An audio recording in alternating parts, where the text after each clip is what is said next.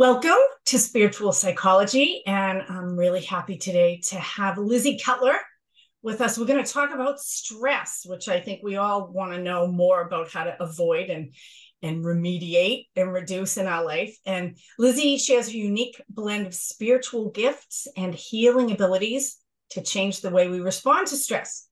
She considers herself a modern mystic and has private energy healing practice that finds her on the speed dial of sports heroes and movie stars. But her favorite clients are everyday people committed to personal growth and expansion, like you guys, unless any of you are sports heroes or movie stars, and you're welcome here too.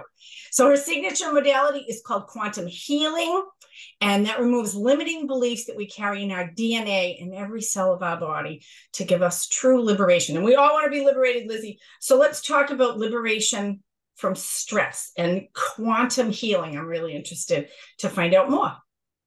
Thank you for having me, Renee. Thanks everyone who's here watching and hanging. So all of these words to me are just words, right? Mm-hmm. Like it's so hard. People ask me what I do, and it's like the worst question that I get asked because I'm an intuitive. Mm-hmm. I didn't get certified somewhere as an intuitive. I'm an intuitive. The information was helpful, so I kept sharing it. My business grew into what it is now. And I have always felt like when people have tried to categorize me into other modalities, it felt misaligned.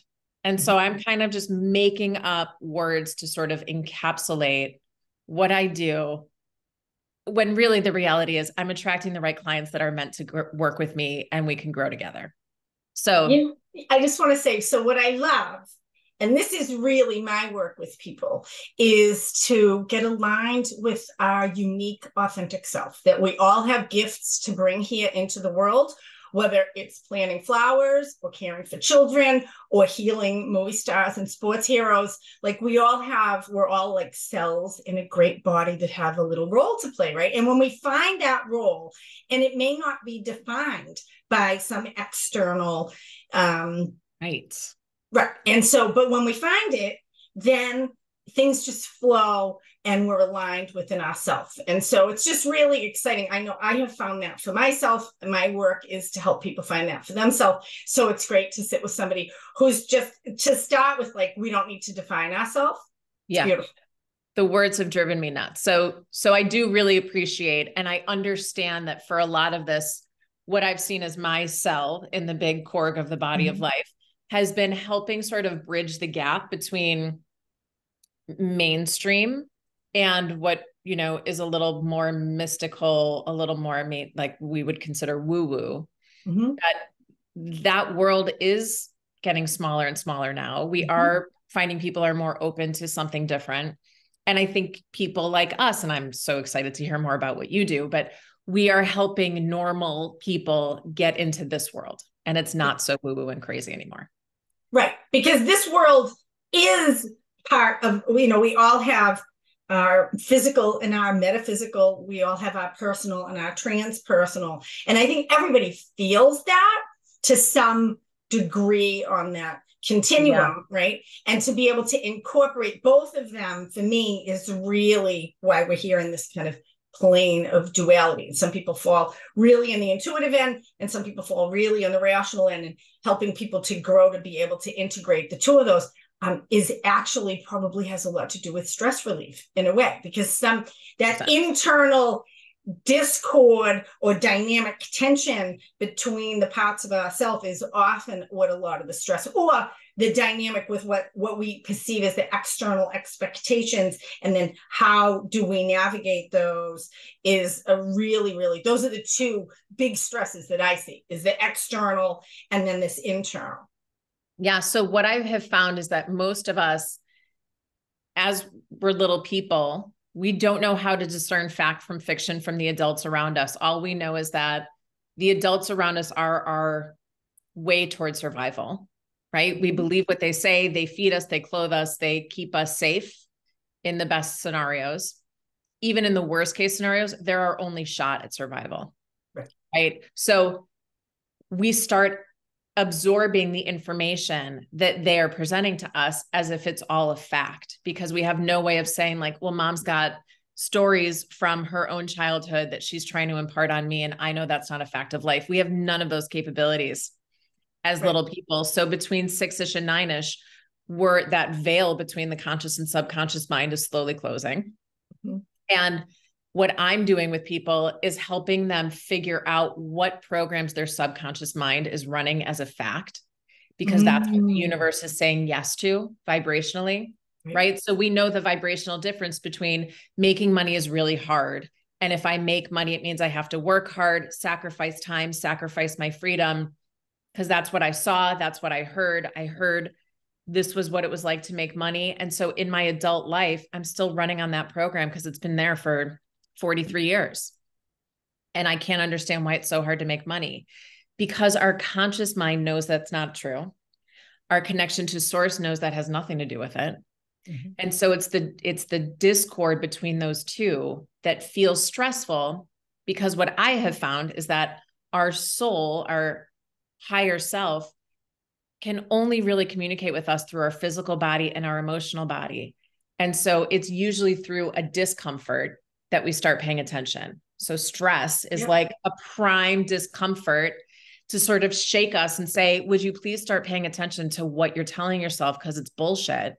Mm-hmm. We're trying to wake you up, but it's hard to see from the inside. So that's where my work comes in, is I help people see what their subconscious mind is still telling them, what their inner child is telling them, mm-hmm. and then learn how to shift it and change it.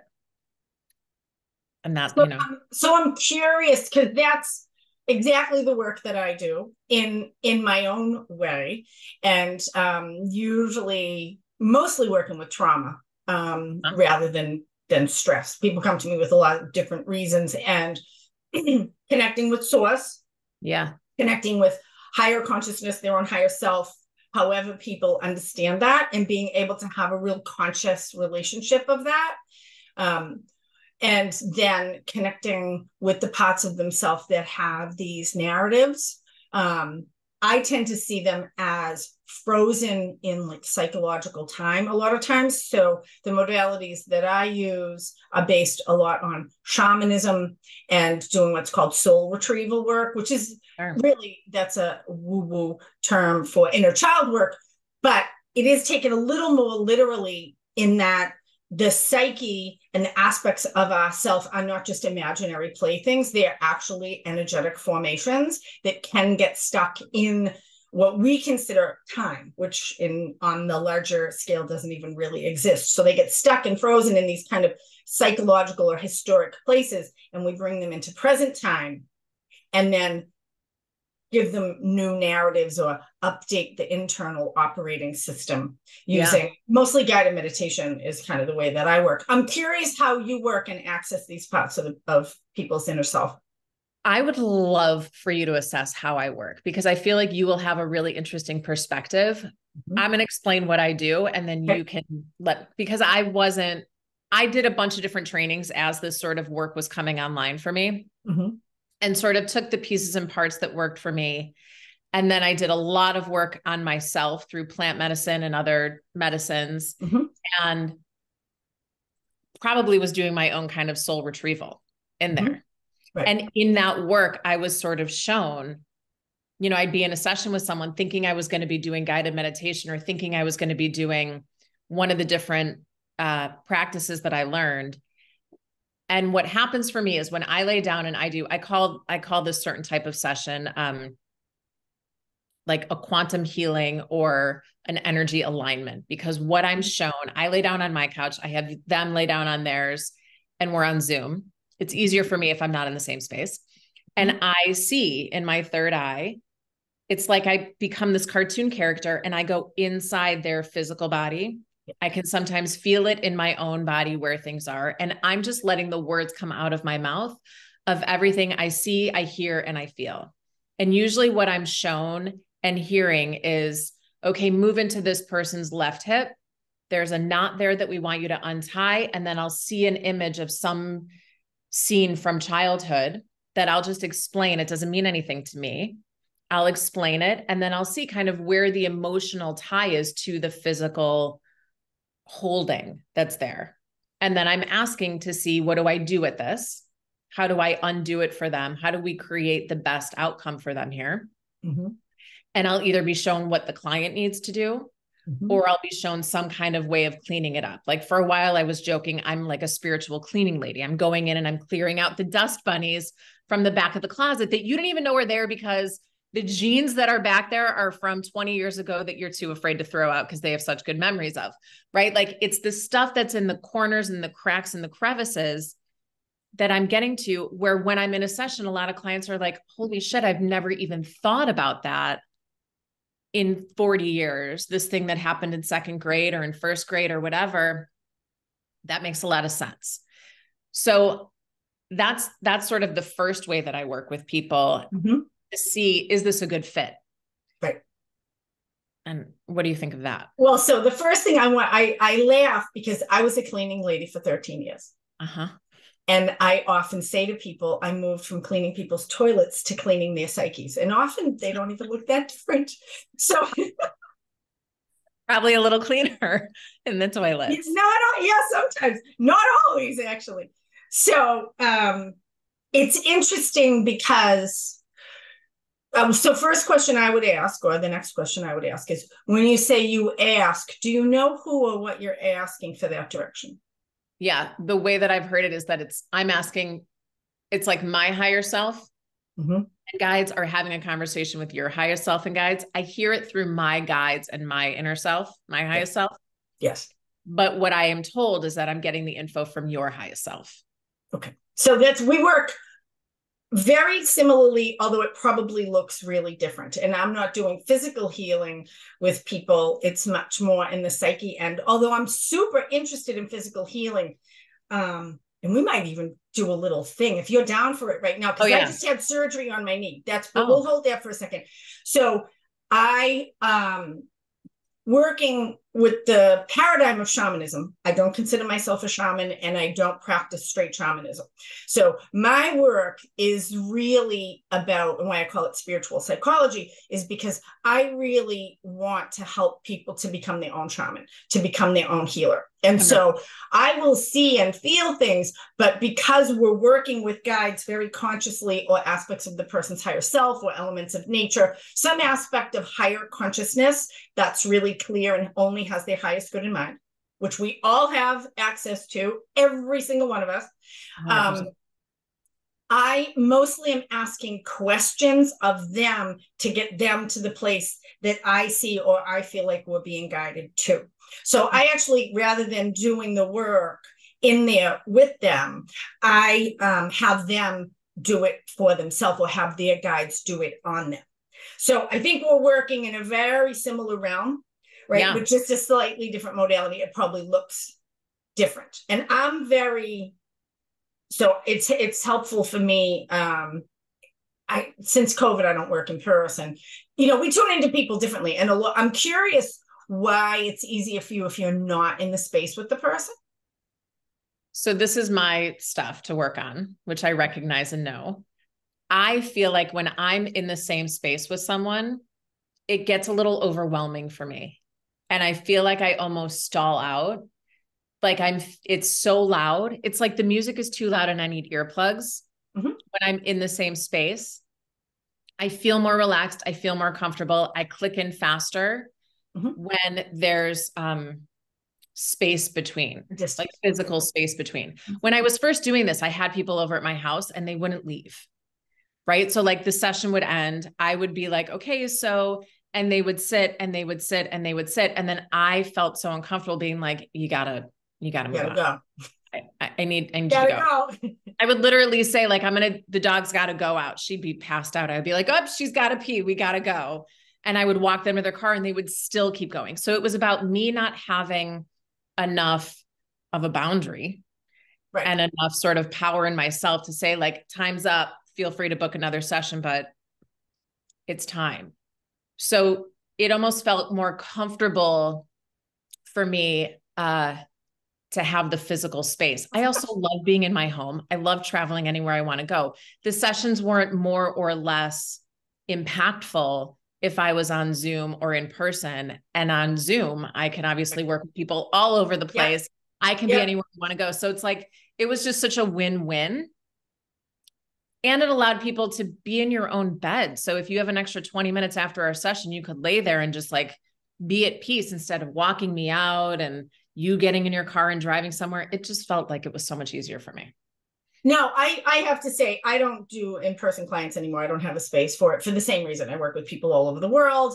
I can be halfway in you don't have to know what I'm wearing for pants right now. They don't match my shirt. Right. And Yeah. because of this level of, we're really working with in the transpersonal realm, time and space are not, they don't matter. It doesn't really matter, right? So, but I would suggest, just because I consider myself the therapist's therapist, and so I'm always pushing everyone to grow. And I think that it's really important, trees grow until they die, right? And I think that we have that. So I would encourage you, I mean, you have all the resources that you need to just, ask some guides for like, what's an energetic boundary? We just did this in my mentorship program of really preparing people, because I'm teaching people how to do the work that I do. A lot of back-end preparation, particularly of protection, of energetic containment, of having those boundaries, and having, like for you, like having a volume dial that you can like turn it up and down, like just to play with that within yourself, just so that, not that you would work differently, but it's just always good to continue to grow in our own, because you started out and said, this is my stuff. And it's like, okay, well, do your stuff. So last year I went to actually Minneapolis. I have like a big crew of people there, of clients. And I did work in person there and it was totally fine. And because I had back-to-back sessions, it was like at 50 minutes, love you, but you got to get up and go because someone's coming in. So I was able to do it. And the information came in and I wasn't slimed and I wasn't tired and I wasn't drained. But when I started my practice, that was sort of my why. No, absolutely.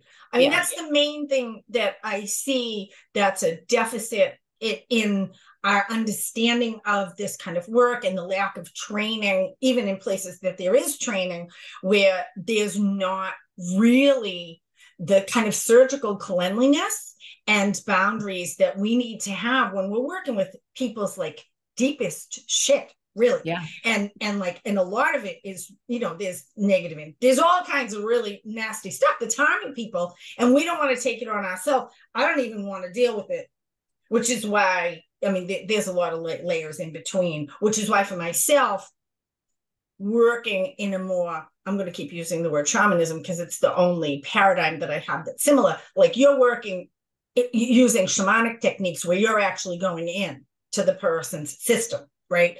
So I'm like, peace out on that. I'm not going in anybody's system. But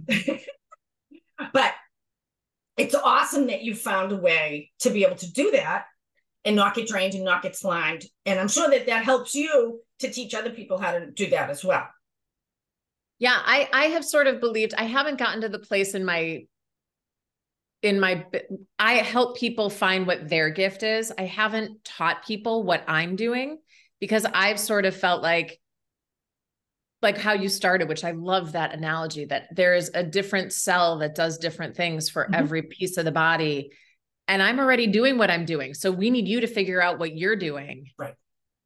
And manage that and really bring that online, because we need that up front. And so when I help people do that, I feel like then I'm saying, okay, you work how you work. Let's figure that piece out. Showing you how I work isn't going to help you. But I think we do that just by our energy and our presence. Like you're doing that like right now. Like I can feel it. You're a contained person. You're not trying to like take care of me. I mean, we had a little compassionate moment in the beginning because I have a little physical issue going on. You know what I mean? But so we just embody that. It doesn't even have to be taught in a, direct or really conscious way. Like I'm, because when you're going in and cleaning people's stuff up, I'm going to imagine that you're helping them with boundary work, whether or not they're aware of that or not. I'm just going to kind of assume that in a way. Yeah.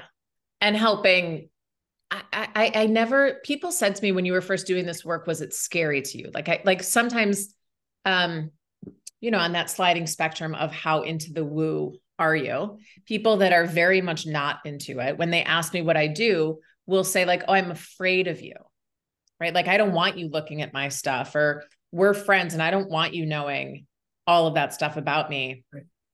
And to me, that was never an issue. Like when we were talking about the volume, Right. I'm not walking around in my day-to-day life reading people as I walk by, right? Like I've been at bars and stuff and people are like, read me. I'm like, get out of my face. I don't want to read you right now. Right. I'm here to serve the people that we can both grow together. And if that's not in alignment, it's none of my business. I don't have any interest, right? So as far as boundaries go, I feel like I've been very fortunate because I have heard stories of people who like can't turn it off and their third eye. They can't turn it off. No, there's a lot. In fact, it's a whole access of stress that I've had many people come to me over the years that have no idea what's happening for them. And they're feeling other people's feelings. You know, they're just having all they're yeah. I call it like the semi-permeable membrane is too permeable in that cell metaphor. And they're just taking everything in and they don't even know why. They can't go into crowds. They can't go shopping because they're feeling. I mean, I think we all attune to the energies that are around us. It's why I don't watch the news. I'm very, very careful about how I get the information about what's happening in the world, because I don't want to tune into horror and terror and violence and, you know, all those, the things that we can get fed that I think we all absorb. But no, some people don't have a volume button at all. And it's really, well, I think it causes a lot of people to use drugs and alcohol. I think there's a lot of other ways that people like shut that baby down and don't even know what it is. They think they're mentally ill or they're, you know, and a lot of the stuff might not even be theirs. It's interesting. I've also noticed that a lot of, it's kind of like a buzzword now of I'm an empath. Yes. And I full-heartedly believe everybody is an empath. They are. Yes. So there's also that, it feels very buzzy now of like, well, I'm more emotional and I feel people's emotions. So it sort of feels like people are using that as an excuse to have boundaries instead of we all deserve to have boundaries, period, the end. Well, when it comes out that way, there's a difference between boundaries and defensive structures. And for me, boundaries are healthy, intentional. Again, it's like a cell membrane. Like I need to be contained. And you know, our work here is I'm supposed to take care of me and you take care of you and we can help each other. And then you're a muscle cell and I'm a nerve cell or whatever we are, and we can work together. Right. But I think that there's a way that people use that idea of like, I'm an empath, and it's actually a way to not be intimate with people. It's actually a way to push people away or not deal with our own stuff. Because one of the things about moving from being an empath into compassion, and compassion is actually a much safer place to be than empathy. Totally. Is that the empathy is usually my own unresolved stuff that matches your unresolved stuff that's coming up in me. And so when I'm willing to do that work and clear away or mature or develop the skills and abilities to deal better with my own emotions, then I can have a more boundaried or safer containment for you to allow you do you and I do me. And it doesn't mean I don't have to be with you for you to do you. Yeah, I think that's where a lot of the work that I'm doing with people comes in, because it's so much based around what you were taught as a child makes you a good boy or a good girl. And in that misalignment of my inner being knows that I deserve to have my own feelings and feel safe and be here knowing that I'm safe. Yet these adults around me told me that makes me selfish, that makes me greedy, that, you know, no one's going to want to be your friend if you take all the red crayons, right? Like all those lessons that we learn about how to fit into society, when they misalign, that to me is the stress, because it's our soul's way of saying, can you please look in that corner? That's not working. Well, what's fascinating for me, because I have a little philosopher hat that I pull out every once. If I had a hat, I'd put a hat on. Please, madame, go. It's really interesting for me that it seems to be the configuration of this plane of existence in the Middle Earth or the third density that really is the hero's journey, that we all have our own hero's journey, that somewhere between 4 and 9, we get separated from our authentic self. There are a few who don't, they're rare. And it is the journey back to that authentic self that really is our soul's development in this lifetime. And I don't think it's a design flaw anymore. I did like, that's a, my parents should have this, or your parents should have that. And now, if my parents weren't crazy, I wouldn't be a great therapist. Right. Yeah. Gave you the motivation. No, I'd be painting Hallmark cards or something, Yeah. So, I'm usually don't ask this, but I'm curious if we could do some work. Yeah. Can we do that? Yeah. Awesome. So there are a couple different ways that I work. One is where I just go in, which is how I would love to work on you if you're open to it. I want you to do that. Okay, great. Okay, so normally I would be in like a hoodie on my couch with a blanket over me so that I could feel. Right now I'm sitting at my kitchen island. I still have my feet propped up. I'm comfy. I'm good. But I would love for you to like sit back and be as relaxed in your body as you can. And for the sake of time, I'm going to like fast forward through how I normally get you in. I also feel like you're very open and very willing. So I don't need to like. Yeah. No, I just taught inductions to my mentorship class. You don't need to induce me. Okay, great. Okay, great. So as Renee sort of melts into her chair, I'm just going to keep talking and explaining what I'm doing so that everyone listening can hear what's cooking. So I can feel my legs relax. And as I do that, Renee, I want you to imagine that you're on a massage table. It's like a magic massage table. And you have any blankets, any pillows, everything around you that will make you the most physically comfortable. And imagine that I'm standing over on your left side. And you can imagine that my body kind of expands to like 3 or 4 times the size. And so I can really easily bring my right hand up to the top crown of your head and my left hand down to the soles of your feet. And you can see how I act as a conduit to universal light. You can see that there's bright white light shining down through the crown of my head, out into my arms, into my hands. And you can start to feel it kind of tingling up your legs. And it sort of just vibrates and holds at the top crown of your head. So it almost just feels like a vibration plate at the top of your head. It's not necessarily moving down much past your third eye yet. But from your legs, they sort of sponge it up into your thighs, into the middle of your femurs, a little more loudly on the right than on the left. But on your left, there's like a little bit of it feels like a coil that's been wound a little bit tight in the outside of your left heel. And then it goes up through the back of your calf and into the back of your left knee. And then it sort of stalls out. So I'm shown to come in. I'm still holding that power, my hands at the top of your crown and the bottom of your feet, but I'm going to come in and it's like I'm a little janitor in here and I'm uncoiling some of that tension, specifically behind your left kneecap. And then it starts to allow that flow moving down the center of the lower part of your leg into the middle of your heel. And then it's like there's a zipper that opens from the bottom of your heel up to the ball of your foot. And it's like we just had a baggie full of water that we flipped upside down and opened the baggie, the Ziploc. And it's like all of this sort of grayish, murky, kind of ick just flows straight out.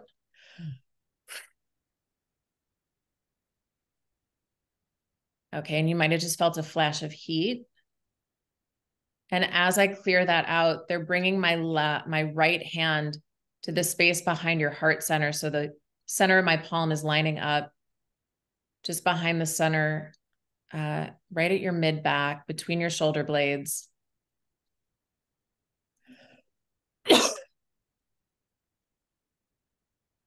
Okay, and we just cleared a chunk of gravel out of there. It was sitting in the front on the left side of your spine. And I'm just asking if there's anything we need to know about that.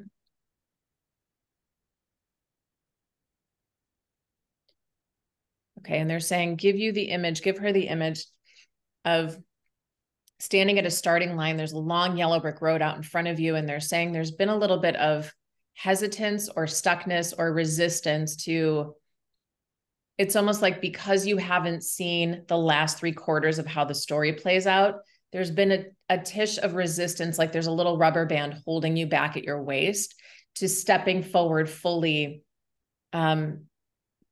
They're saying like in your power, as if your right foot were plugged into an outlet in full power, like a nightlight that you plug in and it lights up, that as your right foot plugs in, your left foot wants to step forward, but was almost like taking these little half steps. And there's a little bit of pain as I try to put your left foot down on that yellow brick road in front of you. There's pain at the top of your left knee and up into your left femur. And it feels like that creative juice, that creative knowing, that like piece of you wants to step forward.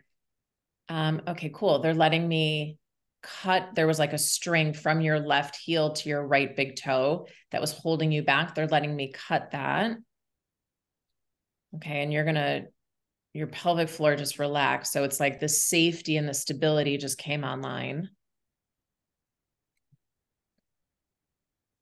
And this is going to sound a little weird, but imagine you could relax the roof of your mouth. Good. Okay. And now that weight plate that you might feel on your chest, it feels like there's a little bit of tension, stress, almost like an ace bandage wrapped around your chest. I usually feel that when they're trying to show me where there's still like a vibration of stress and anxiety resonating. Okay. And they're letting me unclip it like the ace bandages that we had in the 80s and 90s and roll it and like fully unwind it. Normally I just cut it off. They're saying, no, we're going to do this cleaner for her. So we're taking the clips off and then I'm rolling it back up so that it's nice and tidy. And they're saying she likes order. She likes things. I was going to say, we like things neat. Like things neat. Okay. And then just to give your inner child, to give that little girl some self-assurance, we're going to just put that ace bandage in like a Tupperware that, like a container that goes under the cabinet in the back, where it's like she's ready to not have it on her anymore, but she wants to know that it's there just in case. So we're going to let her keep that for the moment.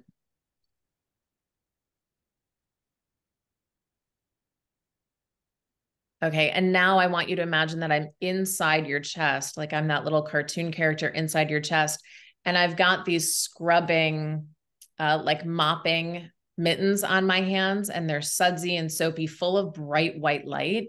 And I'm cleaning the inside of your chest cavity. So kind of from Manipur, like from your solar plexus up to the top, just below your throat chakra. So like up to your collarbones. And it's like I'm waxing and cleaning and shining up along the front of your rib cage, the front of your chest.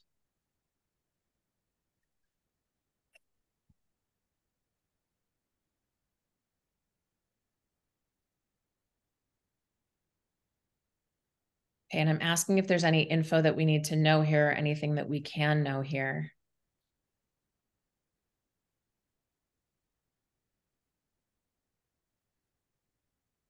And they're saying, ask her, is there a question that you have? Is there something that you want to know? Is there someone that you want to talk to? What does that 9-year-old girl need? Okay, so the breathlessness that just came back, that feeling of gasping for breath, let me just ask her. What is it that we can do for you, sweet girl? Okay, the first thing I hear is I want to be heard. And so I'm asking her, tell us everything you want us to hear. Mm-hmm. Okay, so Renee, I want you to see yourself as you are right now and see that 9-year-old. Notice her hair, notice her outfit. Notice how soft her skin is. Notice how buttery her cheeks are, how sweet her eyes are. And let her crawl into your lap. And wrap your arms around her and let her just rest her chin or her cheek on your chest. Wrap your arms around her. I'm just going to clear something for her real quick.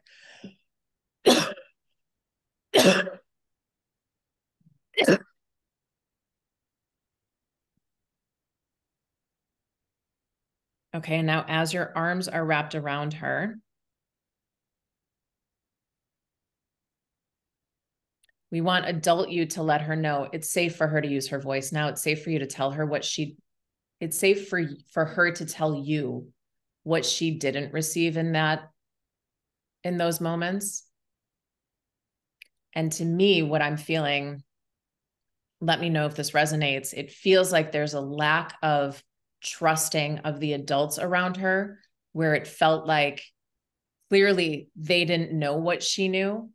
And there was a severing of, it was like she knew how to morph and how to shapeshift in order to fit in. And it felt so inauthentic and so cringy to her. And yet shapeshifting and fitting in felt more, it felt safer, especially around her peers. There was a lot happening around her peers. It was like she knew that what was happening at home wasn't what other people were experiencing, and it wasn't what she was seeing sort of on TV and in mainstream. She knew that that wasn't normal, but she was okay with that. It was bringing that to light when she was in front of her peers. It was like, let me leave this here. Let me close the door behind me when I leave, and let me pretend and try to fit in when I'm with my peers so that I can move past this. It was almost like she knew that was her way out. The shape-shifting was her way out. And there was some guilt and shame and judgment around the way the adults would sort of bring the messiness into the public. Is that resonating?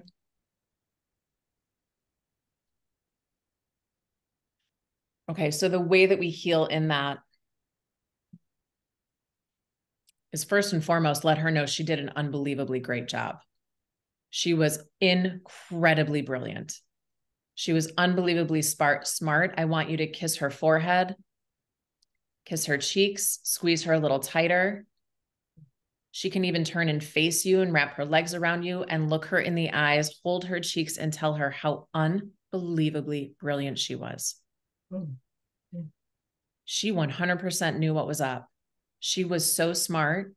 And those tools and those alarm systems that she set up, she let Renee know when to shapeshift before she was even in the moment of being embarrassed.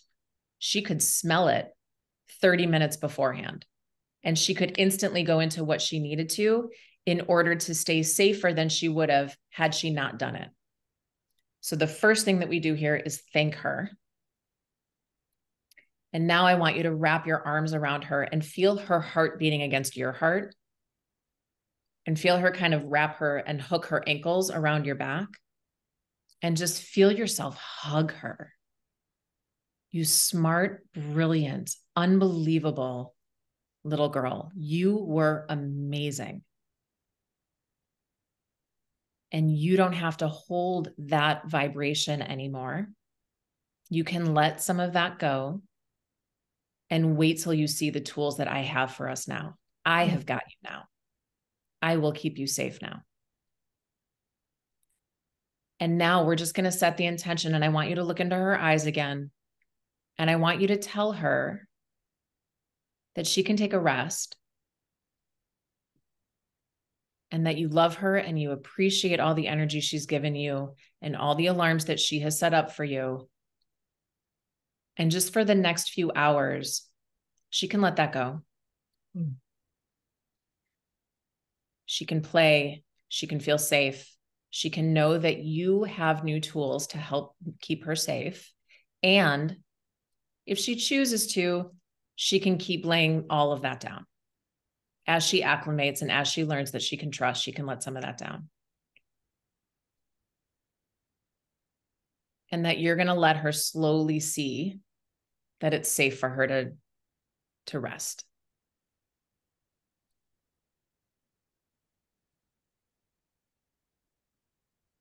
And now as you look at her, just ask her, is there anything else that she needs you to know right now? We'll talk about it after. Okay, so now adult Renee, I want you to just like feel your heart beating and take a few deep breaths.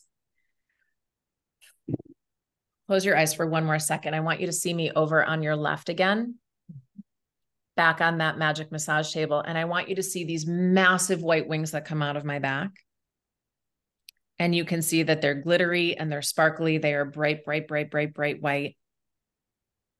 And I want you to feel my right wing scoop underneath you and hold you like a cocoon. And my left wing wrap around and kind of dust you off so that any debris that's left over from any of that is just effortlessly going to be removed from you and just go back to the universe. And then my left wing is going to lay over you like a blanket, keeping you warm, keeping you safe.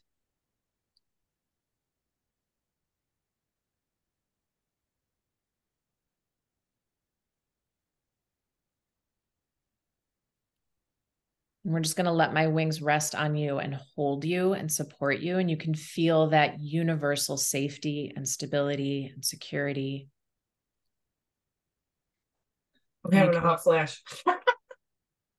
Shake your hair off, do whatever you need to do. So it's warm. the energy moving through. Good. Yeah.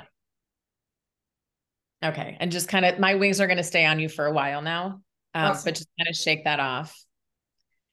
So that was actually a little bit different than a normal session, but feel like let's play here. What did you feel? What did you not? So the thing that's, so I just had a full knee replacement on my left knee. Okay. A couple months ago, and have been really interested in the metaphor of the issues that I've had with my legs since I was 9 years old, that have now followed me for 50 years. And it's time to step out into that yellow brick road, right? And how those things, and the knee replacement itself was, it's strategically planned, and like it's time for me to replace these faulty structures that I was given and to get new structures that can carry me forward. And so, but it's just, and I'm not a physical healer. Like it's a whole new, it's why I'm very excited to learn about this whole other level of healing. Cause I've always been like just ridiculously healthy. So, although I've always had problems with my legs, and the Western medicine hasn't been able to do a lot with them. And so that's the first thing, is like that, the continued healing and of what are these truly physicalized structures that have no consciousness. They don't even necessarily have a lot of feelings around them, except hopelessness. That's the feeling that will come up. Yeah, I would actually say there's stuff that maybe you haven't accessed yet. Yes. No, there's a whole, I'm very excited about the this next level of, I like to say I came here with a lot of bags and I'm still unpacking, it's very exciting. I'm my own best client. I have to say, I never run out of stuff to work on. So when we stop growing, the tree dies. The tree, right. So I'm very excited of what this next level and what the deeper unwindings are. And the thing about what happened at 9, there was nothing dramatic happened, really. I went away to Girl Scout camp and I was desperately, like deathly homesick. And my parents wouldn't come get me. And when I came home, the homesickness didn't go away. And I realized I didn't have a home, that no one really was there for me. Oh my God. Yeah, it was. Did you just start that sentence by saying nothing dramatic happened? Nothing dramatic happened externally. We'll just say that, because a lot of people's trauma is externally evoked. They're abused or, so for me, it was this like answer. So what happened for me was actually what didn't happen. It's all about gaps and spaces of things that weren't there, that should have been there, which are harder to see when something doesn't happen than when something does. So I just want to throw out there for anybody watching and listening right now, a lot of us that didn't have something huge happen in our childhood, I've noticed there's a feeling of being unjustified to say this thing is fucked up, or am I allowed to swear? You can. Absolutely. I love swearing. Okay.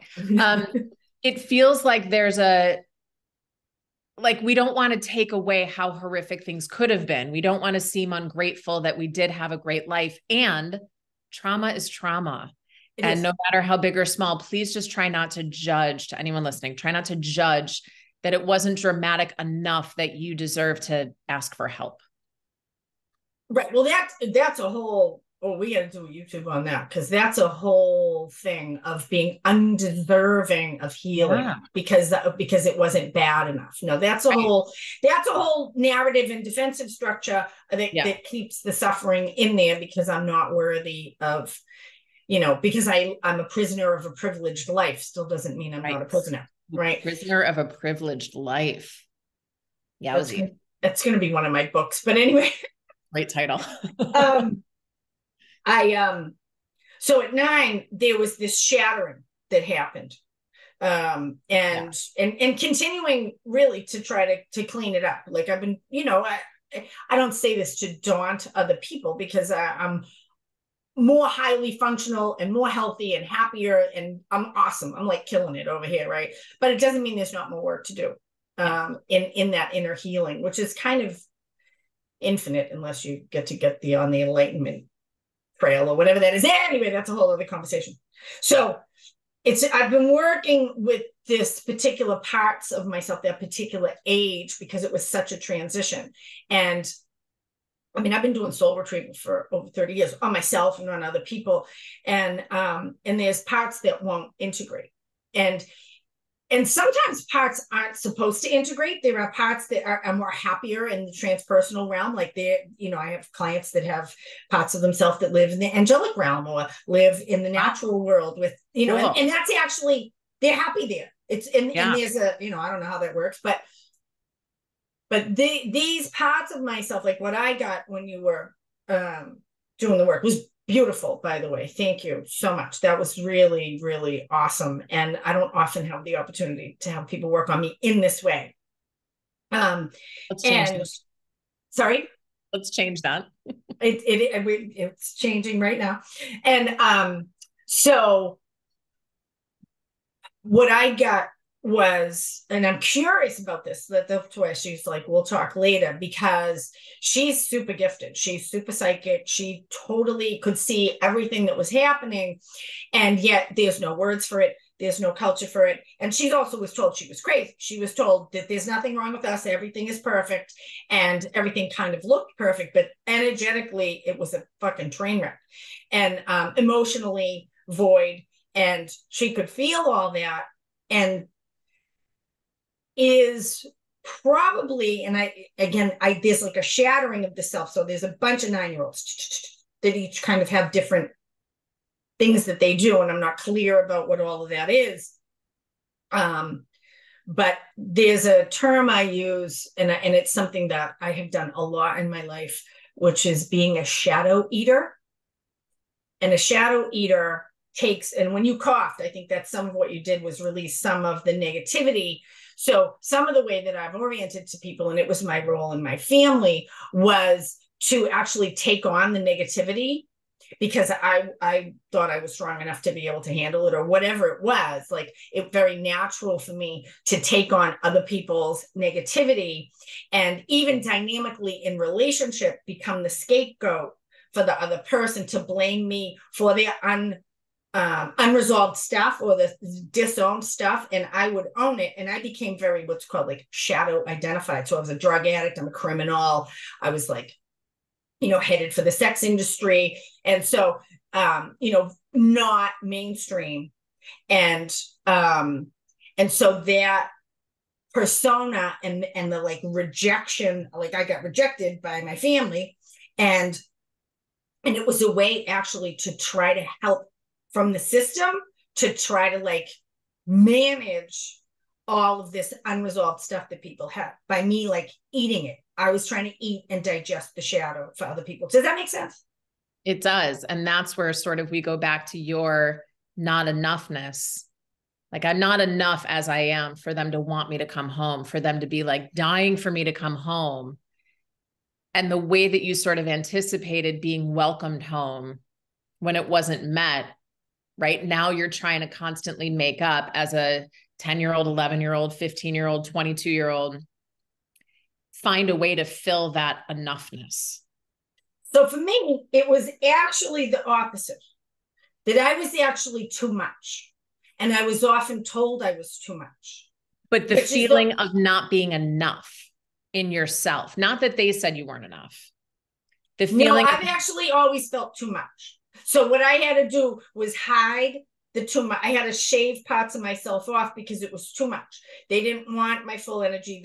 People can't handle my full truth. They can't handle my full, whatever that is. I mean, there's probably some not enoughness somewhere, but the too much we're saying part, the same thing, just a different way. Yeah, but the too much part, it was, I'm not okay, really, is what it was, as I am. It was not enough, has never been a thing for me. It's generally been over, and I've had to pull it back because I would get rejected by being too much. In whatever those different ways were, too good at this or too smart at that, or just too honest about this. Don't see the things. So you're not doing it the right way. I wasn't, well, what I was doing was I was messing with people because I wasn't aligning with their mask self or their idealized self-image. And I was seeing what was really going on, which again makes me an excellent therapist, because I don't give a shit about what you think you want to be. Let's be with what you really are. And so, and I thought that there was something wrong with me, because I was told I was crazy. What you're seeing isn't true. And so for a long time, I had to use a lot of drugs and alcohol to not see and not feel and not think the things so that I could go with the party line. Yeah. Yeah. That makes total sense. It was safer. And now I get to do it, and now it's my work. And so integrating, I'm very interested in, I feel like these parts of myself actually have even more skills, because I've just opened up to the idea that I'm intuitive. That's a fairly new idea for me. Because, well, it's part of anyway, my own evolving thing. It's like, oh, I am intuitive. Yeah. The first so intuitive I work where clients will say to me, how do you see it? How do you hear it? And I'll explain it. And they're like, well, I hear that. And I had the same thing happen to me when a friend said to me, Lizzie, you can hear. I was like, no, I wish I could. I think that's so cool. And then she said, ask these questions. And I said, well, I hear that. And she said, that's it. That's it. It's not that complicated. Yeah. It's not that your phone's going to ring and you're hearing somebody on the other end. You just can hear it. Yeah. And so learning to trust that and learning to let go of the judgment of it, of well, and I actually was working when a lot of this was coming online. I was working with a neurosurgeon, doing just coaching meditation and stuff like that. And I would say okay, this is what's coming through for me. And it was images of his childhood and things coming up around trauma that he experienced. And he looked at me like, how the fuck do you know that? And I said, do you think I'm schizophrenic? He was like, no. Right. There was a thing of, right, is this going to go somewhere not so great? And I think we all have it, right? We as women, of course, can feel that thing in our gut when we're like, I can't walk down that street. Mm-hmm. When we're paying attention, mm-hmm. when we trust ourselves, we all have it. Yeah. It's just a matter of being willing to get quiet enough to hear it.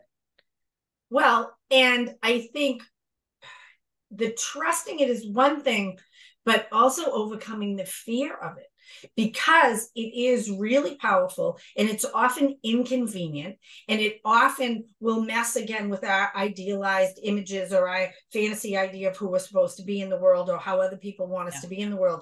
I mean, that's what it did for me. I mean, ultimately, I had to end, I've had it happen a couple of times. I've had to end whole areas of my life as I become more and more clear about what's really going on or really true for me. Yeah. So speaking of the fear, the way that this work started and the way I started talking about stress was because most of the people that I worked with were busy professionals. They were lawyers, they were in finance, had big jobs. And they would say, I'm beyond miserable. On Sunday, I stress all day. I hate what I'm doing. and I have a mortgage. I have 3 kids. I have to pay for things. So please, like, if you're going to tell me to quit my job, this isn't going to help. And my take on it was, we don't need you to quit your job. We need to change the way you're telling yourself that you're not good enough, or you're not smart enough, or you're not working fast enough, you're not working hard enough, whatever the not enoughness piece is from childhood that you learned is still running. So when you're trying to feel successful at whatever you're doing now, that tape is still running so loud, and your soul knows it's bullshit. Mm. And it's going to get louder and louder and louder until you deal with it. And then, like, what I thought that I was going to be like helping people stop smoking, or helping people change their body image, or, you know, I thought I was going to be doing all these things. And people kept coming back and saying, I'm not as triggered. My mother isn't triggering me anymore. Like, she might be annoying, but I'm fine 10 minutes later. Or my client is aggravating, but it doesn't feel like a reflection of me anymore, because their inner child, it's not the reflection anymore. They don't believe it anymore. They don't align with it anymore, with that negative feeling. Mm-hmm. And so it's that it doesn't need to give you the stress response. Right. Your soul doesn't need to wake you up to it anymore, because you've moved past it. So what I was trying to say with you towards the end was that trigger that she set, that like tripwire, that alarm that she set of make sure you shape shift before we're in trouble. Mm. She's going to start acclimating to, like, adult Renee will start recognizing, oh, I just wanted to go into that shape shifting thing, but I realize I don't have to now. And as you practice that and realize I'm still safe, it's like 9-year-old Renee will start accepting that adult Renee is actually following through and has her shit together and can handle it. And so she will start triggering less and less and less, because the trigger is just, hey, don't forget this thing that happened and how horrible it was. Can we prevent that from happening again? Right. Right. The stress is like, can you please pay attention and do that thing that I wanted you to do way back here? Because remember how awful that felt? Let's not feel that awful again. So our adult self comes back and is essentially parenting us the way we wish we had been parented. Absolutely. Another thing I like to say to people is, this isn't about shitting on your parents. This isn't about any of that. It's about your soul getting through the karma that it came here to get through. Right. Because they have their own unresolved stuff. I mean, especially if that's the gift of becoming a grown-up. And if you get to have your own kids, you realize, like, oh. And I've had the gift of just being everybody's auntie. I don't have my own kids. So watching my sister and best friends raising their kids, I'm like, oh my gosh, would you look at that? Holy shit. And because I'm not distracted by my own kids, I'm like watching the movie play out in front of me. It's very interesting. It's a trip. It's a trip. It's a trip. Yeah. I have 2, and then it's a trip. No, and it's it's a gift for me to be able to parenting my own children in the way that I now parent my own self internally. Is just such an amazing, amazing gift to be able to live it in real time. And it's congruent. My external is congruent with my internal. The thing that I find fascinating about inner child pups is that not all of them are wounded. A lot of them are brilliant, right? And so, oh my gosh, being able to tap in, because for me, it's all about telling the truth, like being who we are in the world, being brave enough to actually take the risk to be the cell that we came here to be. And it may be congruent with the muscle that you're a part of, or it may be a free-floating iron cell that's like going around to different cells, whatever they do. I love metaphors, right? But no, I'm very, very interested in the configuration of how I started to have leg injuries at 9 years old, and now I'm 59, and there's like this full circle of, again, these constellations of belief and emotion and things that are held. I mean, for me, it feels a lot of like withholding myself and my work is to like be too much. Like, okay, I get to be too much now. Yeah. Well, I've always felt like the people that resonate with me, like right now, people listening and watching, right? Like even hearing you talk, I'm like, where do I sign up? Right. I would love to, because I want someone, like when I first went to therapy, I was like, look, I'm not looking for someone to rub my back. Tell me what I'm doing. Show me what's fucked up. Help me shift this. I am not here for someone to say they're all crazy and you're great. Right. And I feel like you and I are going to attract clients that are in it for the work and not afraid of getting dirty and not afraid of looking at your own shit and figuring it out. And to me, what I had to learn was the people that don't resonate, it's just a different vibration. It is. And we're all in different places. Again, if you do the cells in the body, there's nothing wrong with the fingernail cell or, you know, the cell that is the vein lining. Like they're all necessary to this big system. Right. Years ago, I was teaching yoga and I had a woman walk into my class and she said, ugh, it's you teaching. I don't like you.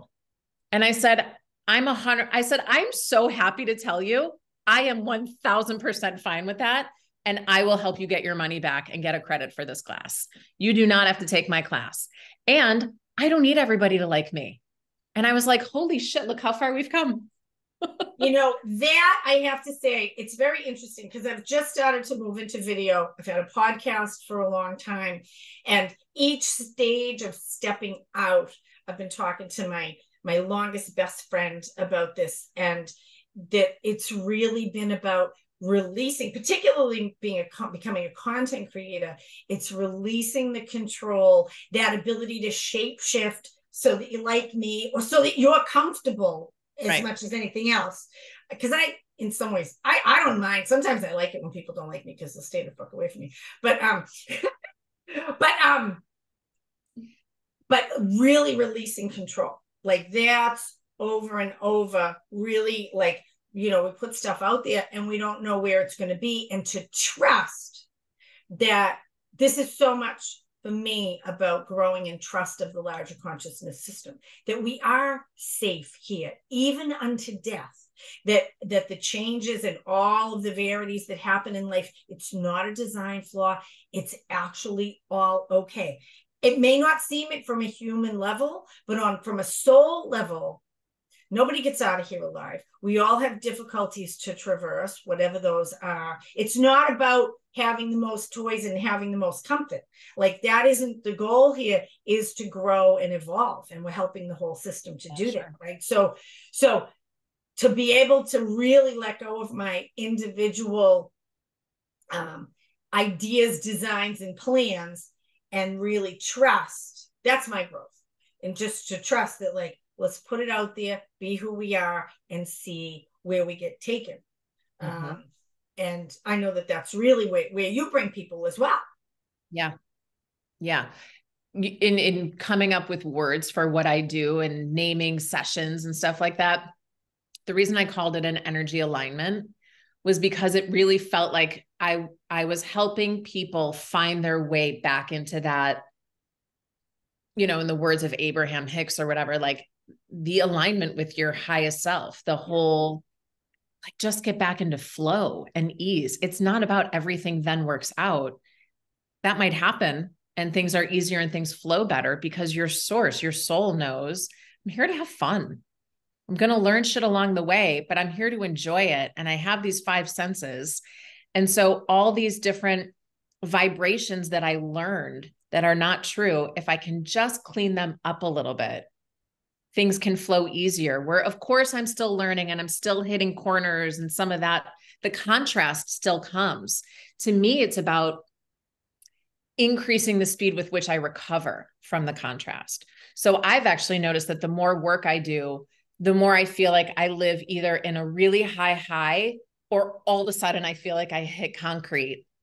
And I've learned to appreciate it in that once I hit concrete, I recognize it right away. I'm so unwilling and uncomfortable being there that I'm like, get me the fuck out. What did I just think? What am I doing? How do I get back up there? Yeah, the contrast. And I have the tools now to get back. Yeah, the contrast.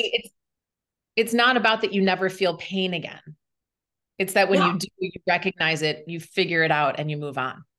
Well, aligning with pain that it's information. I mean, this is the compass we get, is the joy, pain, continuum. If it hurts, it's information.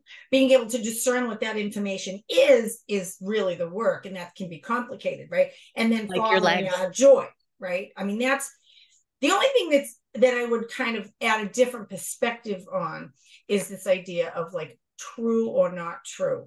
And I've been working a lot with levels of energy or emotional resonances, or that those are perspectives that people hold on reality that actually create our reality. Like this is it's not a new concept, but it's certainly one that I've been engaging with a lot more. And so if we approach life from a place of shame, or if we approach life from a place of guilt, or a place of anxiety and fear, or a place of anger and resentment, or a place of judgment, like those are all perspectives. And so is courage and openness and joy and love, like compassion. Those are all perspectives too. And each of those different perspectives are like a pair of glasses that we wear that really create what we see and how we experience the world. Like, so there's an idea of like, I don't know if there is an abject truth.